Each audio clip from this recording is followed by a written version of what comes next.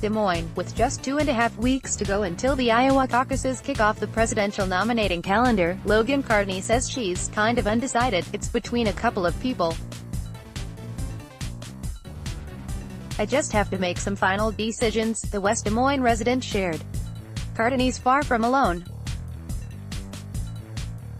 Latest polls in Iowa show close contest among top 4 Democratic presidential candidates. The 2 latest polls in Iowa indicate plenty of voters likely to take part in the Democratic presidential caucuses on February 3 are undecided or could possibly change their minds on whom they're backing. The Iowa caucuses display at the State Historical Museum of Iowa on Jan. 15, 2020. A Monmouth University survey indicated that 4 in 10 say there's at least a moderate chance they'll switch their support to another candidate by caucus night. And a Des Moines Register, CNN poll showed that just 4 in 10 say they've definitely made up their minds. Both polls, conducted before Tuesday's Democratic presidential nomination debate in Des Moines, pointed to a 4-way fight for the top spot between former Vice President Joe Biden, Sens. Bernie Sanders of Vermont and Elizabeth Warren of Massachusetts, and former South Bend, Indiana, Mayor Pete Buttigieg.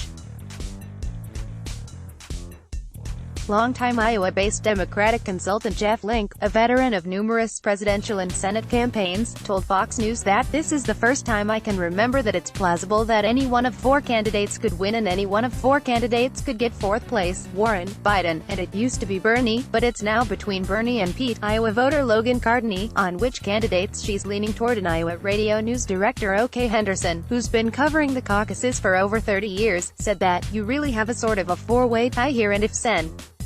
Amy Klobuchar can get some momentum, you'll have a 5-way tie." The lunchtime crowd arrives at the scenic Root Bakery in the East Village neighborhood of Des Moines, Iowa on Jan.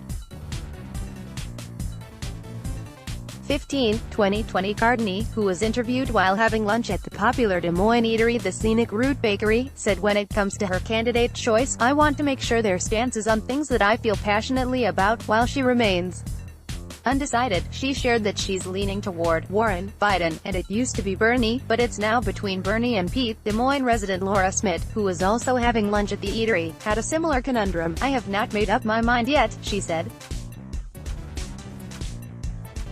Her problem, the size of the still large but shrinking field of Democratic White House hopefuls. "It's still too big of a field for me to concentrate on it." Like many Democratic voters across the country, Smith stressed that beating President Trump in November's general election is priority number 1.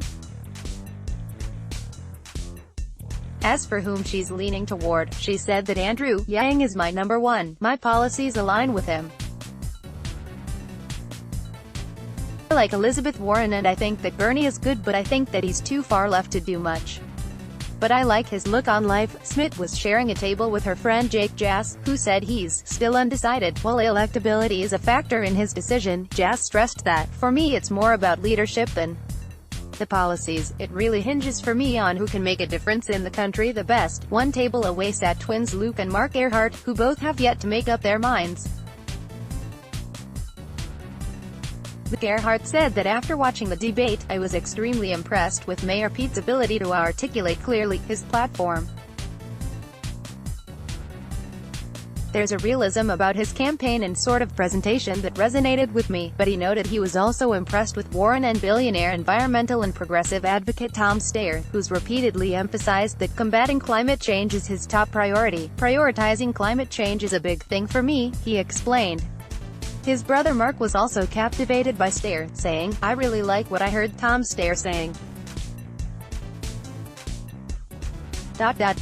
He was the only one on the stage willing to say climate change is his number 1 priority." Mark, a liver transplant recipient, emphasized that healthcare and specifically prescription drug prices are a top issue. "The biggest deal is having the opportunity for negotiations for drug costs," he noted. "I am a liver transplant recipient, so what that means for me is for the rest of my life I take these anti-rejection medications." Like many Democratic voters hankering to see Trump defeated in November, Mark Earhart acknowledged that, "I'm a realist. I'm a pragmatist. So at the end of the day, we have to have a candidate in the Democratic Party who's able to get elected. Let's block ads." Why?